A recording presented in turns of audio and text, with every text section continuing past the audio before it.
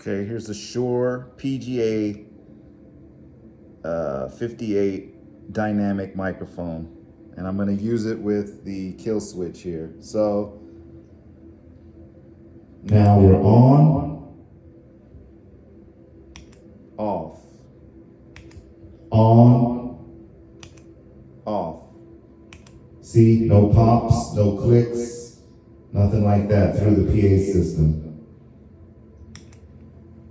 All clean sound. Condenser mic, this is the MXL 770. Then I've got my kill switch here, and also hooked up to phantom power. That's 48 volt phantom power. And I'm gonna go ahead and test it for you. Mic check, 1 2 1 2. See, look, but you have to, I got the mic kind of close to the speaker right now, but you can hear me talking. Look, no pop, no clicks, no pops.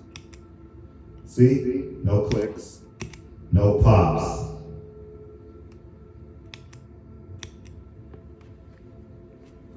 On, off, on, off.